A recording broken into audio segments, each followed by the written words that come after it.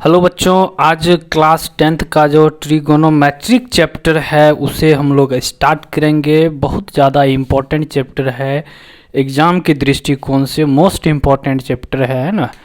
Exam में सबसे ज़्यादा क्लास 10th बोर्ड एग्ज़ाम में सबसे ज़्यादा मार्क्स का इसी चैप्टर से पूछा जाता है, ट्रिगोनोमेट्रिक।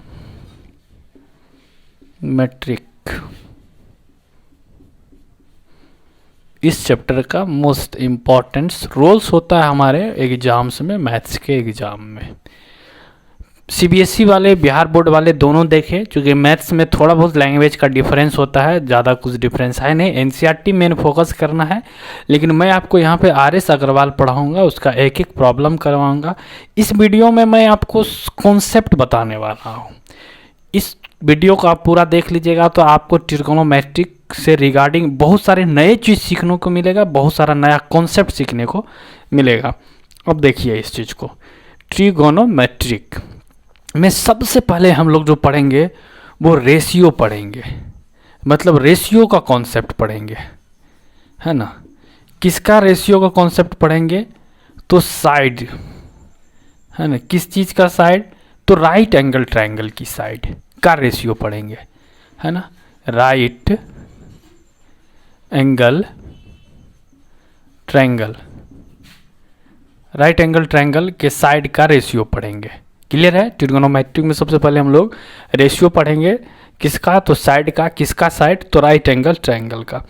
मैं आपको थोड़ा सा बता दूं, ट्रिगोनोमेट्रिक का थोड़ा सा मीनिंग मैं बता दूं आपको, इसे आप सभी को पता होगा। This is tri, this is gono and this is metric. Tri मतलब होता है 3, गोनो मतलब होता है साइड, और मैट्रिक मतलब होता है मेजर, है ना। The measure of 3 side. तो मेजर ऑफ 3 साइड हम लोग ट्रायंगल में पढ़ते हैं। और किस तरह का ट्रायंगल यहाँ पे पढ़ना है? हमें राइट एंगल ट्रायंगल पढ़ना है। क्लियर हो गया? इसलिए पहला जो हम लोग का रेशियो है वो साइड का रेशियो होगा। किसका साइड? राइट एंगल ट्रायंगल का। राइट एंगल ट्रायंगल आपको पता है ना। दिस ट्रायंगल का वन साइड नहीं, वन एंगल, है ना। एनी वन एंगल कितना हो? 90 डिग्री का। ये आप देखिए ABC एक ट्रायंगल है, ये एंगल B 90 डिग्री का है। This is a right angle triangle, है ना। ट्रायंगल को डिवाइड किया गया on the basis of their side and on the basis of their angles. On the basis of side triangle जो है 3 टाइप्स का होता है, और on the basis of angle भी ट्रायंगल 3 टाइप्स का होता है। On the basis of side जो ट्रायंगल का 3 टाइप्स होता है, आइसोसेलेस होता है, इक्विलेटरल होता है और स्केलन होता है। जबकि on the basis of angle जो होता है ट्रायंगल 3 टाइप का, एक्यूट एंगल होता है, राइट एंगल होता है और ऑब्ट्यूज एंगल होता है। तो this is the right angle triangle, है ना। ये राइट एंगल ट्रायंगल है। राइट एंगल ट्रायंगल का सबसे ग्रेटर साइड या 90 डिग्री के सामने वाला साइड को हाइपोटेनियस बोला जाता है ना। सबसे, अब देखिए 90 डिग्री के सामने या सबसे ग्रेटर, यहाँ AC है तो AC क्या हो जाएगा? हाइपोटेनियस, ठीक है। AC हाइपोटेनियस हो जाएगा। इसको H से डिनोट करते हैं, है ना। इसको H से डिनोट किया जाता है। This is base, base basically B से डिनोट करते हैं। And this is perpendicular, P, है ना। परपेंडिकुलर जो लेंथ 90 डिग्री पे होता है उसे परपेंडिकुलर बोला जाता है। This is perpendicular, okay. P से डिनोट करते हैं। क्लियर हो गया?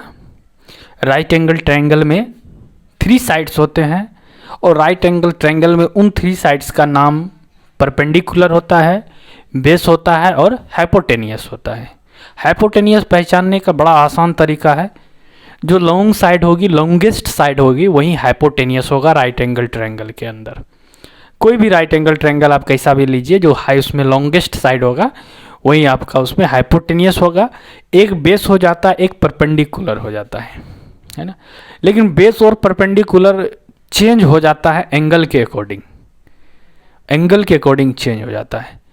अब ये परपेंडिकुलर कब होगा, ये बेस कब होगा, इस चीज़ को जानना हमें है। क्योंकि मैंने अभी आपको क्या बताया कि एंगल के अकॉर्डिंग परपेंडिकुलर और बेस चेंज हो जाता है। तो सवाल है इसका मतलब ये भी परपेंडिकुलर हो सकता है। और ये भी बेस हो सकता है अगर चेंज होता है तो, सिर्फ हाइपोटेनियस फिक्स होता है। अगर ये एंगल सी थीटा है तो इस एंगल थीटा के लिए ये पी होगा, और एच तो फिक्स है। इस एंगल थीटा के लिए ए बी जो है ये पी होगा, मतलब परपेंडिकुलर होगा, एच फिक्स है। तो एक साइड बच गया बी सी, तो बी सी 100% बेस ही होगा, बी सी 100% बेस ही होगा, क्योंकि राइट एंगल ट्रायंगल में 3 चीज होना है, परपेंडिकुलर होना है, बेस होना है और हाइपोटेनियस होना है। हाइपोटेनियस फिक्स है, परपेंडिकुलर मुझे मिल गया, तो बच जो गया वो क्या बचा, वो बेस बचा। क्लियर यहाँ तक, कोई प्रॉब्लम नहीं। अब मैं एक बात बता रहा हूँ, उसे ध्यान से सुनना। किसी भी एंगल के रिगार्डिंग अगर हमें बेस और परपेंडिकुलर को पहचानना हो, क्योंकि हाइपोटेनियस फिक्स है, हमें पहचानना बेस और परपेंडिकुलर को है। किसी भी एंगल के रिगार्डिंग अगर हमें परपेंडिकुलर और बेस को पहचाना, तो उस एंगल से सामने एक तीर चला दो, ठीक है, और जिस साइड पे आके इंटरसेक्ट करेगा वही साइड उसका परपेंडिकुलर हो जाएगा। परपेंडिकुलर मिल गया, हाइपोटेनियस पता था, ये जो बच जाएगा ये बेस हो जाएगा। तो अभी हम लोग इस angle theta, that means angle C को देख रहे हैं। एंगल सी के अकॉर्डिंग ए बी जो है इसका परपेंडिकुलर हो जाएगा, बी सी जो है बेस हो जाएगा, और ए सी हाइपोटेनियस हो जाएगा। क्लियर है? यहाँ पे मैं लिख दूँ, है ना, 4 एंगल थीटा, है ना, and that is angle C, that is also angle C, that's also angle C. Clear है? 4 angle theta, A B perpendicular हो जाएगा, पी हो जाएगा, बी सी बेस हो जाएगा, बी हो जाएगा, और ए सी हाइपोटेनियस हो जाएगा, एच हो जाएगा। क्लियर है यहाँ तक? अब हम लोग रेशियो देखेंगे इन्हीं साइड का, रेशियो देखेंगे इन्हीं साइड का। आपको पता है रेशियो, किसी भी 2 टर्म का रेशियो कैसे निकाला जाता है, आप लोग बहुत पढ़े होंगे इस चीज़ के बारे में। मैं थोड़ा सा एग्जांपल लेता हूँ, आप देखेंगे। सपोज ए एंड बी कोई भी दो अलग क्वांटिटीज है, इनका रेशियो हमें लिखना है, ए एंड बी का। तो ये रेशियो कैसे लिखाता है? Ratio A by B, this is the ratio of A and B. या फिर दूसरे तरीका अगर हम देखें, और अगर कोई पॉसिबिलिटीज है तो बी बाई ए, इसी 2 तरीके से इनका रेशियो लिखा जा सकता है, तीसरा और कोई तरीका नहीं है। हालांकि इसको हम A:B ऐसे भी लिखते हैं और इसको B:A लिख सकते हैं। तो बेसिकली कोई भी रेशियो जो है वो ऐसे लिखा जाता है। बहुत बेसिक बात है, मैं बता दिया ताकि चूँकि हर किस्म का बच्चा इस वीडियो को देखेगा तो सबको समझ में आना चाहिए। कुछ चीज़ें आपको बहुत बेसिक लगेगी, लेकिन कुछ बहुत ही इंपॉर्टेंट चीज़ आप समझेंगे जो मेरे ख्याल से आप अभी तक नहीं जान रहे होंगे। आज जान रहे होंगे तो अच्छी बात है, ठीक है। तो this is the ratio of A and B, इस तरह से लिखा जाता है। हमें देखना है यहाँ साइड का रेशियो, मतलब ए बी का, बी सी का और ए सी का रेशियो देखना है। आप देखिए तो इसका रेशियो कैसे कैसे हो सकता है। एक तो हम ए बी बाय ए सी लिख सकते हैं, ए बी बाय ए सी लिख सकते हैं। दूसरा है ना, बी सी बाय ए सी लिख सकते हैं, ठीक है। तीसरा A B by B C लिख सकते हैं, ये रेशियो है। तीसरा A B by B C लिख सकते हैं। क्लियर है यहाँ तक? अब या फिर हम इन्हीं को रिवर्स करके लिख सकते हैं, इन्हीं को रिवर्स करके लिख सकते हैं, है ना।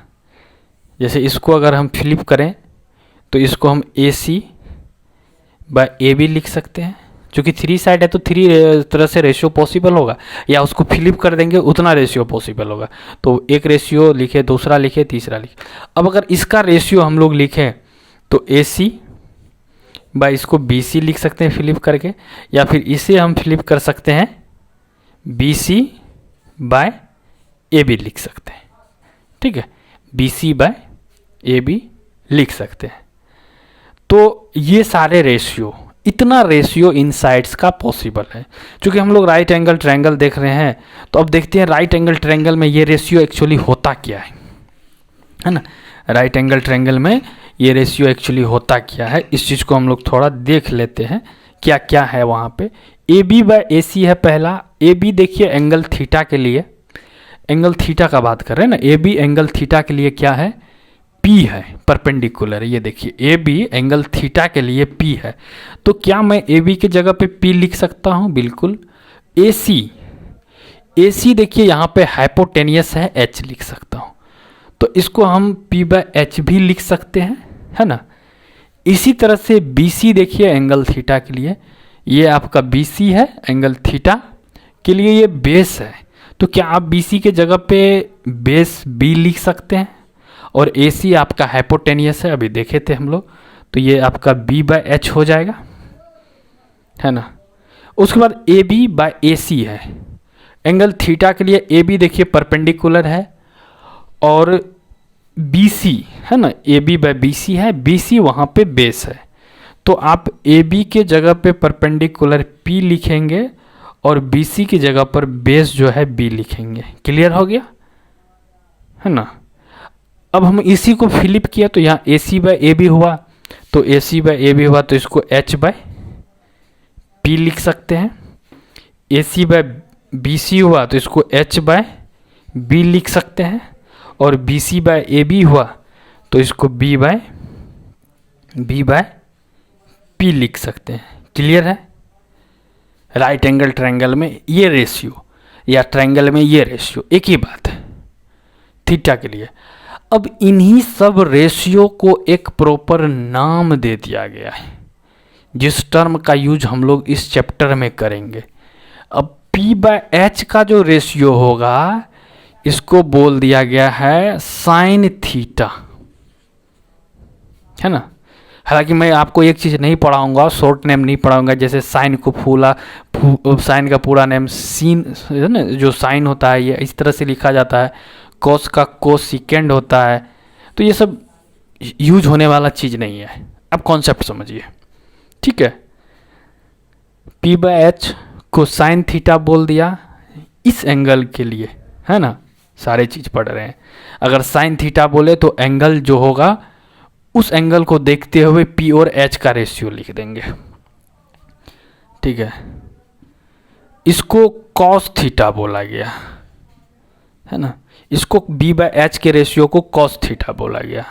आप समझिए थोड़ा सा, मैं आपको समझा रहा हूँ। ये एक राइट एंगल ट्रायंगल है, ए बी सी, ये साइड 4 है, ये 3 है, ये 5 है, ठीक है। और ये एंगल थीटा है। इस बार मैं एंगल को चेंज कर देता हूँ ताकि आप लोग समझ पाए। ये एंगल थीटा है।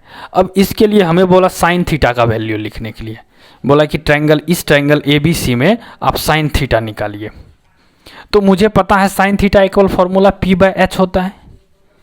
अब थीटा ये है तो इसका सामने वाला P हो जाएगा बी सी, है ना, तो इसका सामने वाला P हो जाएगा बी सी, और H तो पता है ए सी है इसमें, तो बी सी बाय ए सी लिखेंगे, और ये आपका कितना है 4/5 है। समझे इस बात को। तो इस तरह से थीटा के रिगार्डिंग जो है आपका P और B चेंज होता है। अब जैसे ये एक राइट एंगल ट्रायंगल दे दिया, तो इस तरह से इस फॉर्मूला का यूज होना है आगे। अब इसी में मान के चलिए हमें बोल देगा इसी एंगल थीटा के लिए कॉस थीटा निकालने के लिए, तो कॉस थीटा इक्वल फॉर्मूला होता है B बाय एच। अभी हम लोग लिखे वहाँ पे B, यहाँ पे देखिए ये तो P है सामने वाला, तो B ये हो जाएगा 3, है ना, और H हो जाएगा 5, तो ये 3/5 हो जाएगा। क्लियर है। तो cos theta equal B C by A C हो जाएगा। अब A B by B C, ये P बाय बी है, इसको बोला गया टेन थीटा। आप अभी सिर्फ फॉर्मूला लिखिए, कॉन्सेप्ट को समझिए। मैं थोड़ा सा यूजेज बता दिया हूँ, जब चैप्टर पढ़ाऊंगा तो वहाँ पे इसका यूज करके दिखाऊंगा, और 2-3 तरीके से यूज करना सिखाऊंगा। फार्मूला से कॉन्सेप्ट, कॉन्सेप्ट से फार्मूला, है ना, ये सारे चीज़ वहाँ पे। अब देखिए इसको H बाय P को, है ना, कोसेक थीटा बोला गया है, कोसेक थीटा बोला गया है। H बाय B को सेक थीटा बोला गया, जो कॉस का रिवर्स होता है। और b बाय पी को कॉट थीटा बोला गया है, जो किसका रिवर्स होता है, टेन थीटा का रिवर्स होता है। तो ये आपका सारे ट्रिगोनोमेट्रिक रेशियो है, ठीक है। इसी से मैं अब कुछ फार्मूला निकालने वाला हूँ, आप लोग देखिए, है ना। इसी से देखिए कुछ फार्मूला मैं यहाँ पे लिख देता हूँ। ये आपका कोसेक थीटा है, कोसेक थीटा इक्वल होता है 1 बाय साइन थीटा, क्लियर है। Cosec theta equal 1 by sine theta होता है। क्यों 1 बाय साइन थीटा होता है, आप देखेंगे कोसेक थीटा जो है साइन थीटा का रिवर्स होता है। साइन होता है p बाय एच और यह है h बाय पी, तो cosec theta equal 1 by sine theta लिखेंगे। इसी तरह से sec theta equal 1 by cos theta लिखेंगे। सेक थीटा इक्वल इसी तरह से 1 बाय कॉस थीटा लिखेंगे।